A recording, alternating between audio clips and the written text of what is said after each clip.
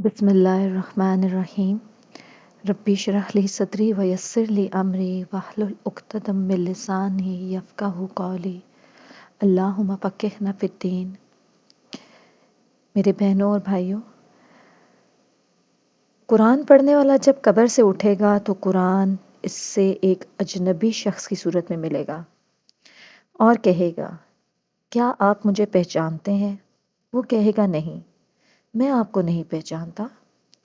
تو قرآن کہے گا، میں تیرا ساتھی وہ قرآن ہوں جس نے دن کو تجھے بھوکے پیاسے رکھا اور رات کو بیدار رکھا۔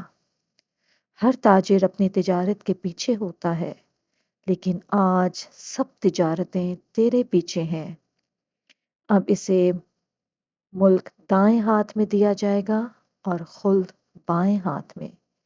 اس کے سر پر وقار کا تاج رکھا جائے گا اور اس کے والدین کو ایسے قیمتی حلے پہنائے جائیں گے کہ ساری دنیا والے مل کر بھی اس کی قیمت ادا نہ کر سکیں گے، اور وہ تعجب سے پوچھیں گے، یہ عمدہ اور قیمتی حلے ہمیں کس وجہ سے پہنائے گئے؟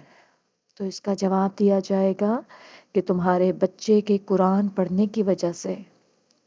پھر کہا جائے گا کہ قرآن پڑھتا جا اور جنت کے درجے اور بالا خانے چڑھتا جا۔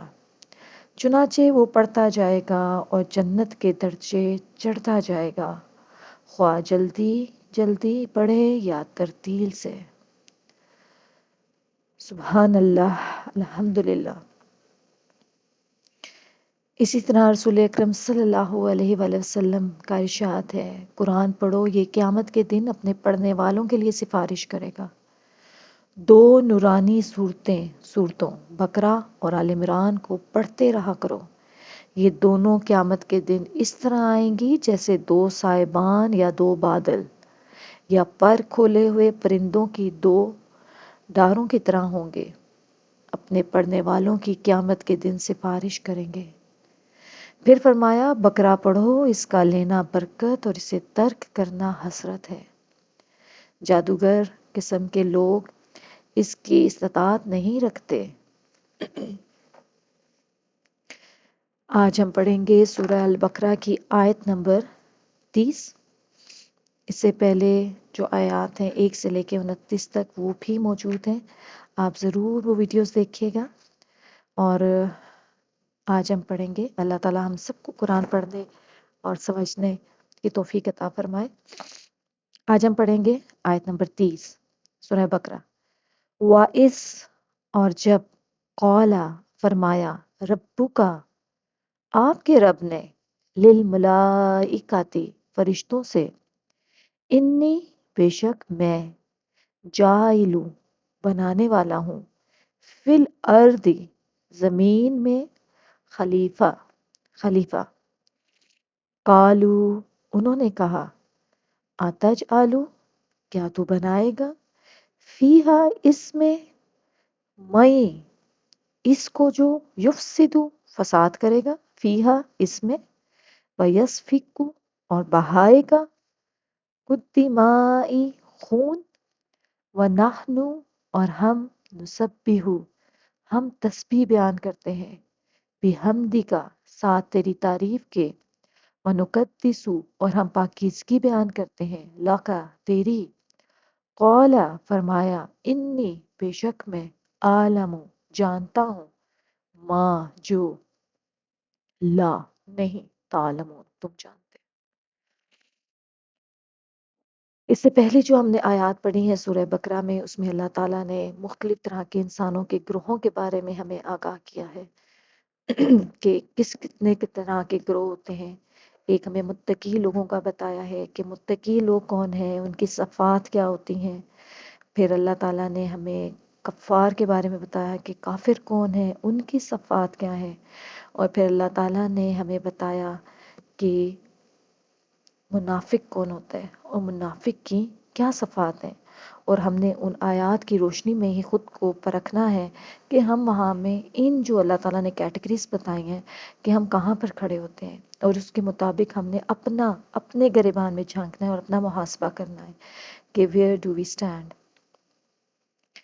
اب اس آیت نمبر 30 میں اللہ تعالیٰ بنی آدم پر اپنے احسان کا ذکر کرتے ہوئے فرماتا ہے کہ اس نے انہیں پیدا کرنے سے پہلے ان کا ذکر فرمایا۔ کیسے؟ وَإِذْ قَالَ رَبُّكَ لِلْمَلَائِكَةِ، یعنی اے نبی اس وقت کو یاد کریں اور اپنی قوم کو یہ قصہ سنائیں جب آپ کے پروردگار نے فرشتوں سے فرمایا انی جاعل فی الارض خلیفہ، بے شک میں زمین میں نائب بنانے والا ہوں، یعنی ایک ایسی قوم بنانے والا ہوں جو نسل بعد نسل ایک دوسرے کے بعد آئے گی، جیسا کہ اللہ تعالیٰ نے فرمایا سورہ الانعام میں آیت نمبر 165 میں، اور وہی تو ہے جس نے تمہیں زمین میں ایک دوسرے کا جانشین بنایا۔ اور پھر دوبارہ اور ایک جگہ اور فرمایا اور کون تم کو زمین میں اگنوں کا جانشین بناتا ہے، اور اگر ہم چاہتے تو تمہارے عوض فرشتے بنا دیتے جو تمہاری جگہ زمین میں رہتے۔ بظاہر یوں معلوم ہوتا ہے کہ اس نائب بنانے سے متعین طور پر حضرت آدم علیہ السلام مراد نہ تھے۔ اگر حضرت آدم علیہ السلام مراد ہوتے تو پھر فرشتوں کی یہ بات مناسب نہ تھی کہ کیا تو اس زمین میں ایک ایسے شخص کو پیدا کرنا چاہتا ہے جو خرابیاں کرے اور کچھ تو خون کرتا پھرے۔ فرشتوں کا خیال تھا کہ جو جن سے انسان میں بعض افراد ایسے ہوں گے جو خون خرابہ کریں گے، اور ان کو یہ بات کسی خاص ذریعے سے معلوم ہوئی یا انسانی طبیعت کے پیش نظر معلوم ہوا، کیونکہ انہیں بتایا گیا تھا کہ جو اللہ تعالیٰ یہ انسان بنائے گا یہ گوندی ہوئی سڑی ہوئی بدبودار مٹی سے پیدا کیا جائے گا۔ یا پھر لفظ خلیفہ کے مفہوم سے انہوں نے سمجھا کہ یہ خود ہی لوگوں کے درمیان واقع ہونے والے جھگڑوں کا فیصلہ کرے گا، مظالم کی روک تھام کرے گا اور حرام کاموں اور گناہوں کی باتوں سے روکے گا۔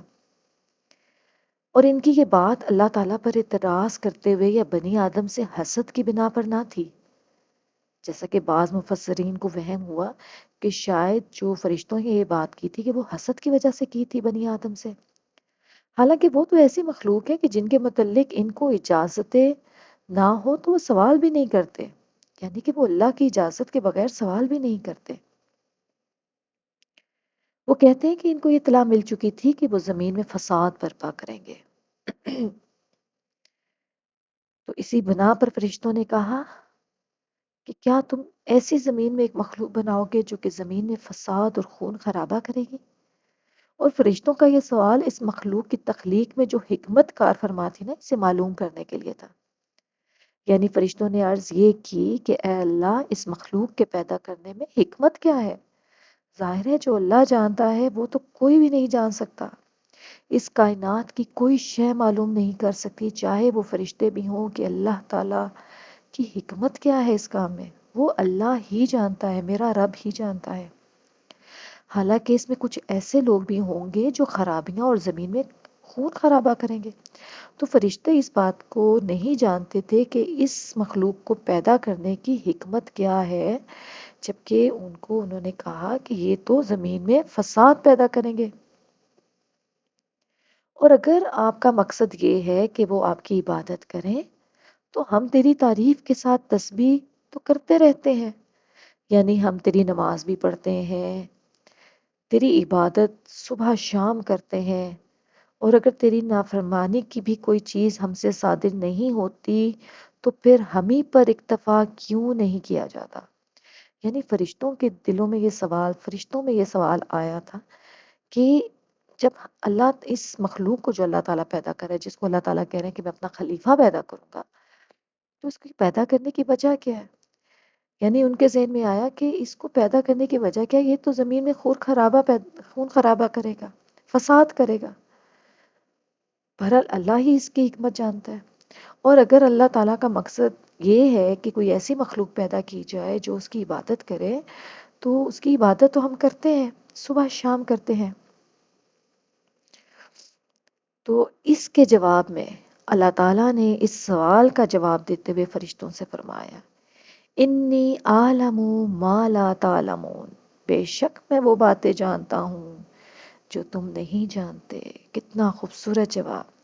یعنی میں جانتا ہوں کہ اس مخلوق کے پیدا کرنے میں کیا مصلحت ہے جو ان مفاسد کی نسبت زیادہ رائج ہے جس کا تم نے ذکر کیا ہے، اور تم اس مصلحت کو نہیں جانتے کہ میں ان میں انبیاء پیدا کروں گا، میں ان میں اپنے رسولوں کو مابعوث کروں گا، ان میں صدیقین، شہداء، صالحین، اولیاء، ابرار، مقربین، علماء، عاملین، اللہ تعالیٰ سے ڈرنے والے، اس سے محبت کرنے والے اور انبیاء کرام کی اتباع کرنے والے بھی ہوں گے۔ صحیح بخاری و مسلم میں حدیث ہے کہ فرشتے جب اللہ تعالیٰ کے پاس ان کے اعمال، بندوں کے اعمال لے کر جاتے ہیں تو اللہ تعالیٰ ان سے پوچھتا ہے، حالانکہ وہ خوب جانتا ہے، کہ تم نے میرے بندوں کو کس حال میں چھوڑا؟ فرشتے جواب دیتے ہیں کہ ہم جب ان کے پاس سے آئے تو وہ اس وقت بھی وہ نماز پڑھ رہے تھے، اور جب ان کے پاس سے گئے تھے تو وہ نماز پڑھ رہے تھے۔ یہ اس لیے کہ فرشتے ہمارے پاس نماز فجر اور عصر میں آتے اور جاتے ہیں، کچھ فرشتے آتے ہیں اور دوسرے اعمال لے کر چلے جاتے ہیں۔ تو اس سے ہمیں کیا پتہ چلتا ہے کہ آپ نے ضرور نماز کی پابندی کرنی ہے، کیونکہ فرشتے نماز فجر اور عصر کے وقت آتے اور جاتے ہیں اور ہمارے اعمال نامے اللہ کے پاس لے کے جاتے ہیں۔ اور اگر آپ اس حالت میں نماز پڑھ رہے ہیں تو سوچیں کہ آپ کی کتنی اچھی رپورٹ اوپر جائے گی نا اللہ کے پاس۔ اور اللہ نہ کرے کچھ غلط کر رہے ہیں تو وہ بھی اللہ جاننے والا ہے۔ تو آپ یہ اپنے جیسے جب ہمارے اے سی آرز ہوتے ہیں، ہم کتنی کوشش کرتے ہیں کہ ہمارے جو اے سی آر، جو ہماری رپورٹ بنے وہ بہت اچھی بنے، ہم اچھی طرح کام کرنے کی کوشش کرتے ہیں مکمل ڈیڈیکیشن کے ساتھ، تاکہ ہماری ایک ریٹن رپورٹ جو ہے وہ بہت اچھی جائے۔ تو آپ سوچیں جو وہ مالک ہے، جو دنیا اور جہاں ہر چیز کا مالک ہے، جس کے حکم کے بغیر ایک پتا بھی نہیں ہل سکتا، جو ہمارا رب ہے، جب اس کے پاس ہماری رپورٹ جائے گی، فرشتے لے کے ہمارا اعمال نامہ لے کے جائیں گے تو وہ کیا کہیں گے کہ میرا بندہ کس حال میں تھا۔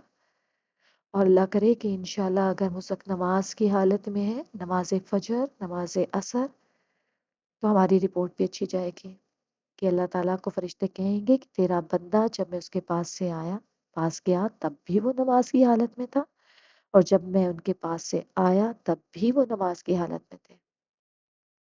لیکن اس بات کا صرف مطلب یہ بھی نہیں ہے کہ ہم نے صرف نماز فجر اور عصر ہی ادا کرنی، ہم نے پانچوں وقت کی نماز کی پابندی کرنی ہے۔ جیسا کہ نبی کریم صلی اللہ علیہ وسلم نے فرمایا، رات کا عمل دن کے عمل سے پہلے اور دن کا عمل رات کے عمل سے پہلے اللہ تعالیٰ کے پاس پہنچا دیا جاتا ہے۔ فرشتوں کا یہ کہنا، ہم جب ان کے پاس سے آتے ہیں تو اس وقت بھی وہ نماز پڑھ رہے تھے، اور جب ان کے پاس گئے تھے تو وہ نماز پڑھ رہے تھے۔ اب یہ جو ہے نا کہ اس کی تفسیر کیا ہے کہ جب اللہ تعالیٰ نے کہا کہ جو میں جانتا ہوں وہ تم نہیں جانتے، اس کا مطلب کیا ہے؟ اس کا مطلب ہے کہ جو اللہ تعالیٰ کی حکمت ہے، جو اللہ تعالیٰ کے فیصلے ہیں، وہ اللہ ہی جانتا ہے۔ اور ایک قول یہ بھی بیان کیا گیا ہے کہ اللہ تعالیٰ نے فرشتوں کو جواب دیتے ہوئے کہا، انی اعلم ما لا تعلمون۔ تو اس کے معنی یہ ہے کہ تم نے تو ان کے بارے میں یہ ذکر کیا ہے، لیکن ان کے پیدا کرنے میں جو حکمت ہے اسے تم نہیں جانتے۔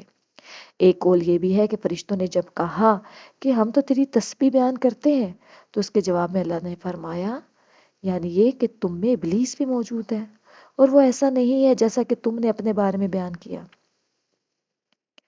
اور اس سلسلے میں یہ بھی کہا گیا ہے کہ فرشتوں نے جو کہا نا کہ تم ایک ایسی مخلوق پیدا کرو گے جو زمین میں فساد پیدا کرتا ہے، جبکہ ہم تو تمہاری تسبیح بیان کرتے ہیں اور پاکیزگی بیان کرتے ہیں، تو ضمناً اللہ سے یہ مطالبہ کیا کہ وہ انسانوں کے بجائے انہیں زمین میں بسا دے۔